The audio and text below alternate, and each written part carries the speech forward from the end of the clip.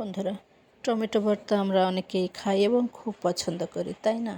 তো আজ আমি যেভাবে টমেটো ভর্তা করব, এভাবে কে কে খেয়েছেন অবশ্যই কমেন্টে জানাবেন এবং পুরো ভিডিওটা দেখবেন।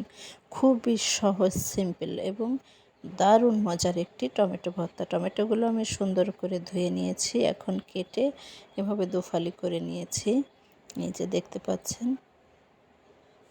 তো অবশ্যই পাকা টমেটো হতে হবে।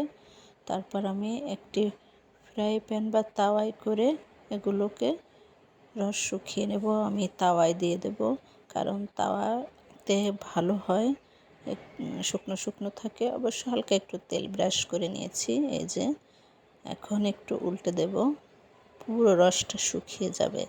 আর রসটা শুকিয়ে গেলে দুর্দান্ত একটি স্মেল বের হয়। তো খাওয়ার সাথে স্মেলও প্রয়োজন আছে, তাই না?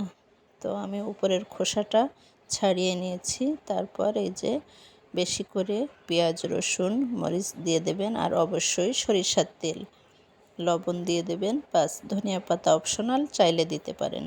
তো এই যে এটা আপনি আধা ভাজা করে নেবেন। আধা আধা ভাজা করলে এর গুণগত মান যেমন অক্ষুণ্ণ থাকে এবং দারুণ একটা স্মেল বের হয়। আমরা খাওয়া শুধু পেট ভরার জন্য না, উপকারের জন্য খেয়ে থাকি, তাই না?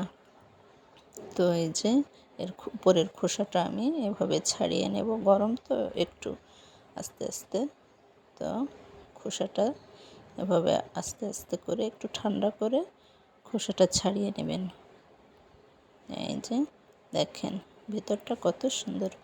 তারপর পেঁয়াজ রসুন ভাজার ভিতরে পুরো টমেটোটা দিয়ে একটু নাড়া দিলে হয়ে গেল দারুণ দুর্দান্ত স্বাদের টমেটো ভর্তা রেসিপি। আর অবশ্যই এভাবে করে খেয়ে কমেন্টে জানাবেন কেমন লাগলো আপনার কাছে। তো এই যে বন্ধুরা, এখন টমেটোর সিজন, সো এভাবে ভর্তা করে খেয়ে দেখুন,